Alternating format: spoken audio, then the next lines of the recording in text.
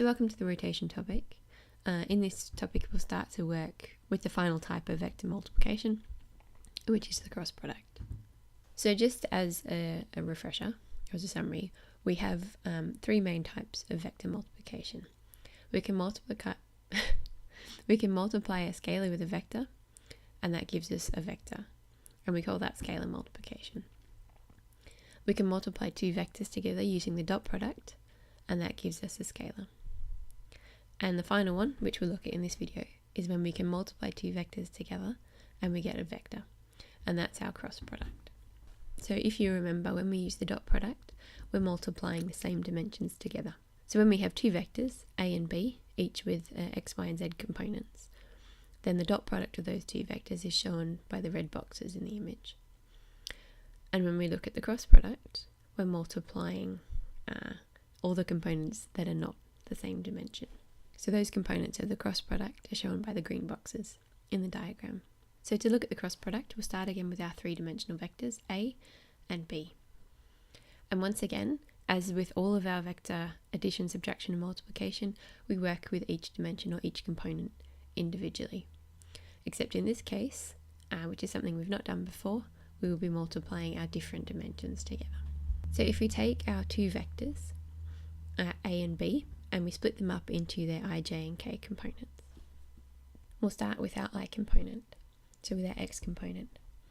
And in the cross product, when we're looking for our I component, we multiply together the two other dimensions. So we multiply together our j and k components. We take ay times bz, and we subtract az times by. So that gives us the x component of our cross product. And I'd just like to say, so this positive and negative arrows I've shown at the bottom of the table, they're just a memory aid for me. This is how I remember to put together the cross product. It's got nothing to do with the direction of either of the vectors. So I write up my table like this, and I set to the right as positive and to the left as negative, and then I know I work from right to left in my multiplication. So now we'll look at our second component, at our y component. And so once again, because we're looking for the y direction, we multiply together the other two dimensions, so our I and our k dimension. And we do it the same way. So we go first ax times bz, and then we subtract az minus bx.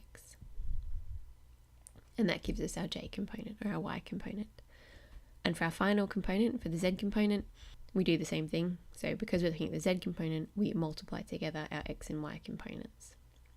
And we do that ax times by, and we subtract ay minus bx. And that is our cross product. So we'll look at an example with two two-dimensional vectors, a and b. A and b both have components in the x and z direction, so in the xz plane. When we take the cross product of a and b, we'll start by writing out their vectors in full. So neither of these vectors have a y component, so ay and by are equal to 0. We then write out the full formula for the cross product, and we can substitute our values directly in. And since ay and by are equal to 0, that gives us that both the I and k components of our cross product are 0, and that leaves us with only the j component, or the y component, of our cross product. So a cross b is equal to ax bz minus az bx in the j direction.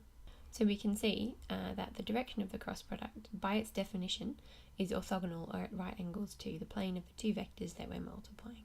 And now we want to have a look at the magnitude. So the magnitude is equal to the absolute value.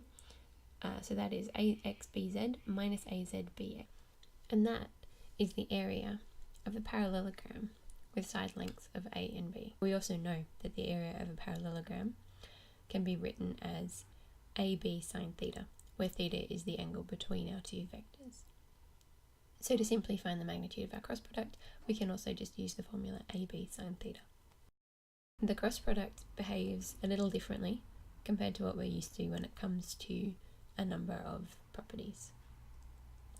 So first of all, the cross product is not commutative, it is exactly anti-commutative. So that means when we do the cross product a cross b, if we switch the vectors, we need to add a negative sign. So a cross b is equal to negative of b cross a.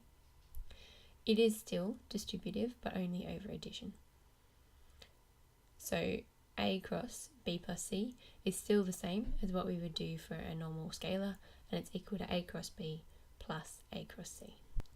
And finally, when we use multiplication by a scaling with a dot product, it behaves as we would expect. So it doesn't matter where in the multiplication we pop the scalar, we still get the same answer. So in summary, the cross product of two vectors a and b is given by the above formula, and although the method is slightly more complicated than the dot product, we just need to remember that we're working with each vector component individually, and for whichever direction we're working with, we multiply together the other two components to get the magnitude. So for example, if we're looking for the component in the x direction, we're multiplying together the y and z components and subtracting them to get the magnitude of our cross product.